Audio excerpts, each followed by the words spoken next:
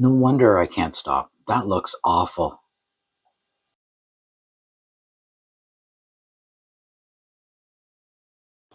Hi everyone, and welcome to Drive, your source for automotive reviews, analysis, maintenance, and restorations. Please subscribe to our channel, watch the entire video, and of course, click on notifications to be first to learn about new videos. I'm Chris Capredoni, and in this how-to video, I'm going to highlight a potential brake caliper issue that may be greatly reducing or stopping the ability for the brakes to operate. All calipers have two slide pins contained in them. These pins, or threaded bolts, allow the caliper assembly to freely move horizontally in order to allow the piston to compress the two brake pads against each side of the rotor.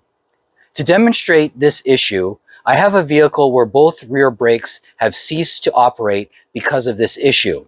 I'm going to demonstrate how to remove the pins, how to clean them, and how to prep them to be reinstalled so that the brakes can return to proper operation. Let's get started.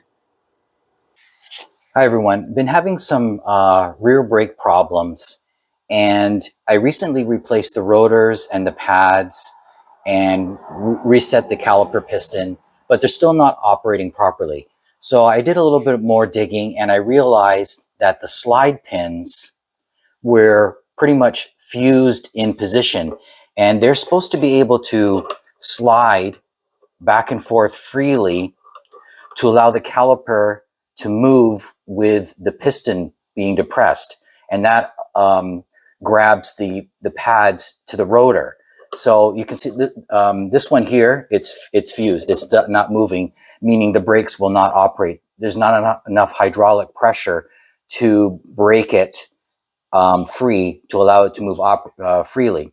So what I did with this one here was I removed the boot cover, and then I heated it up with my torch and managed to break it free. I cleaned it. It was pretty bad, in bad shape, but what I'll do is I'm going to grease it with some silicone brake lubricant. This is specially designed for brakes, and I'm going to be lubing it up and inserting it back in place with the boot. But first I need to work on this one, and I wanted to demonstrate what I need to do in order to break it free. So the first thing I need to do is I need to remove the rubber boot seal, because the heat that I'm going to generate with the torch will pretty much destroy it. Unless you have a replacement, then go ahead, but just be prepared for the smell of rubber, which is toxic. So the next step for me is to use a little pick tool and try and break it off, or slip it off carefully.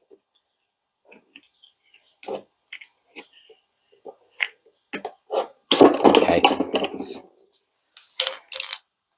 So the next step now is for me to get my torch going. You can use propane, that's good enough, just enough to get enough of a heat here where you can actually cook the dried up grease that's turned to a solid matter.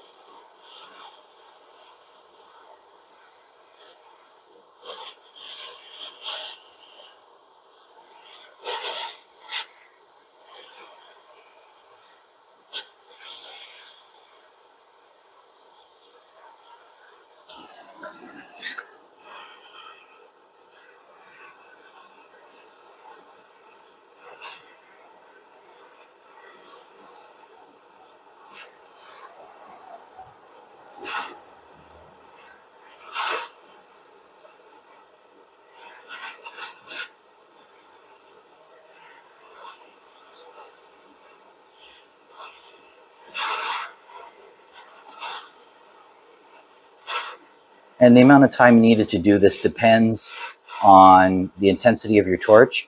If you've got an actual acetylene oxygen torch, you probably could do this within a minute. This is much weaker, takes more time. I know it's working because I can see some of the grease, the old grease, starting to bubble, meaning that it's heating up.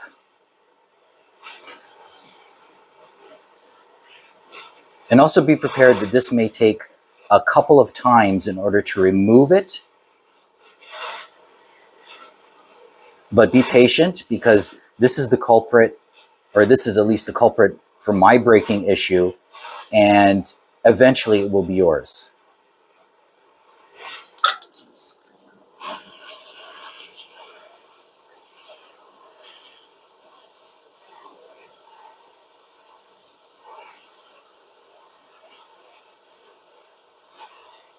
So I'm going to turn this off and give it a shot, see if I can remove it.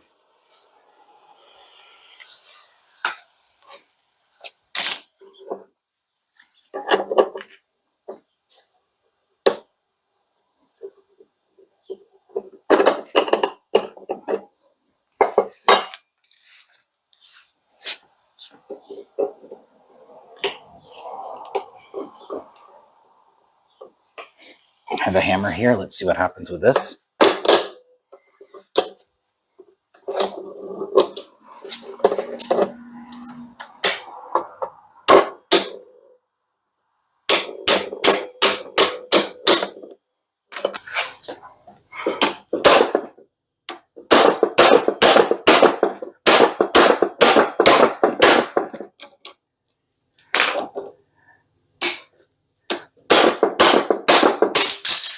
Wow. Ooh, that's hot. So, in order to take this one out, it required me to torch it up 3 times and apply the vice grip at the front of it. And then, as you saw, apply brute force for about a minute in order to slip it out. You can see it's badly gummed up. No wonder it was stuck in there. So the next process I'm going to show is how to clean it. Requires a little container, some gasoline, and a wire brush. Then we need to clean up the chamber in there. I don't have a wire brush, but I have an option that I can share with you. So I'll get set up so we can move to that step. I got a little container. I put some gasoline in there, regular octane, and 87 that is, and dumped it in there. You can see the amount of dirt that's already been removed without me doing anything. So what I'm going to do is I'm going to grab it and use my wire brush and just clean it up a little bit to get some of this remaining residue off.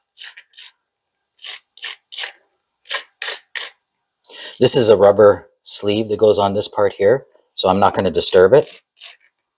But the other one didn't have one.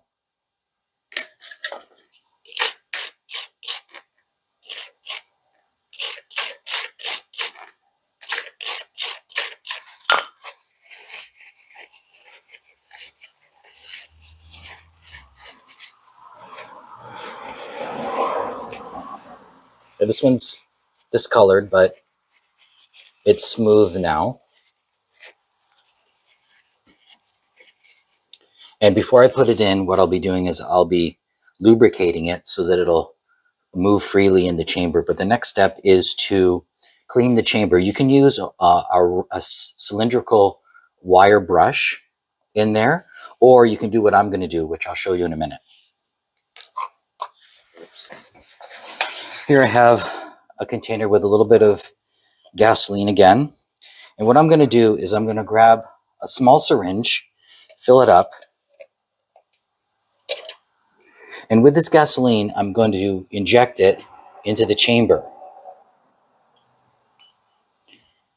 I'll grab a little more.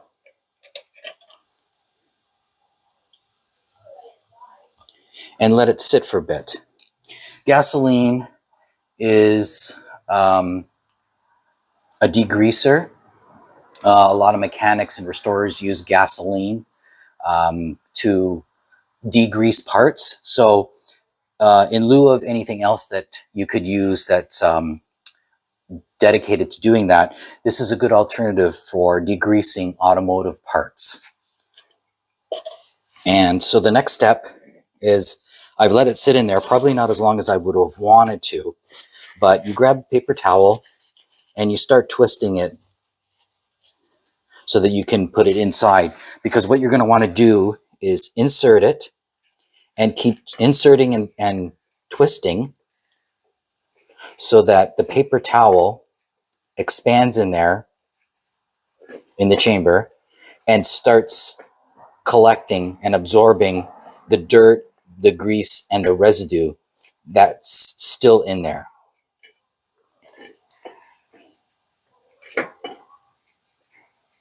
I'll pull it out.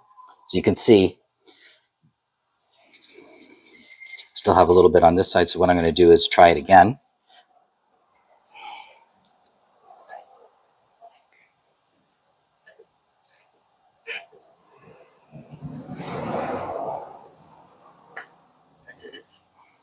That's a little bit left. And so now I know that just as in lieu of having the proper diameter brush, you can use a paper towel with gasoline, insert it in there, keep pressing it in to get as much paper towel as possible, and start rotating so that it'll absorb and grab the dirt and the remaining grease that's being dissolved in there. So now both of these are clean. They're ready to accept the lubricated slide pins again, which I'll show in a minute. Okay, I've lubricated, put the boot back on and lubricated it and put it back in place.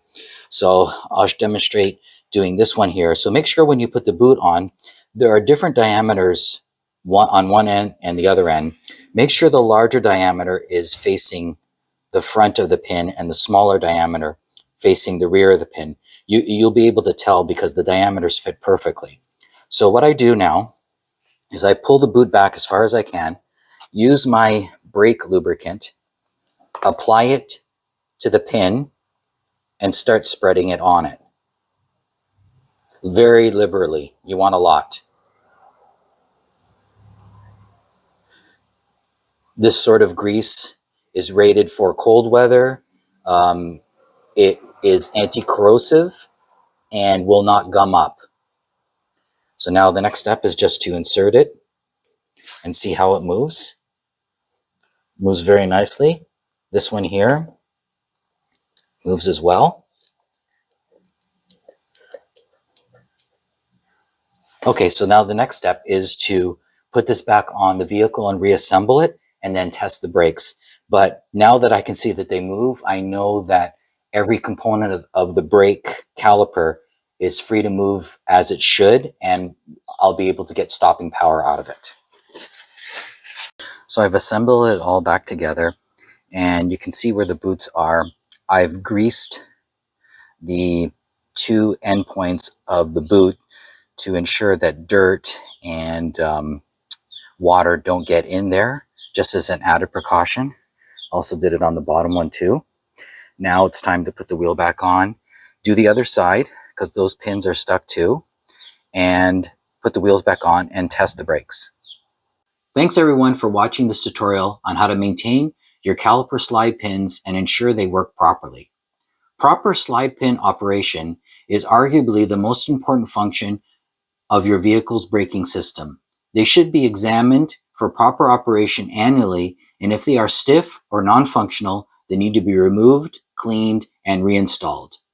Remember to wear proper eye protection and properly secure your vehicle on jack stands and wheel chocks if necessary.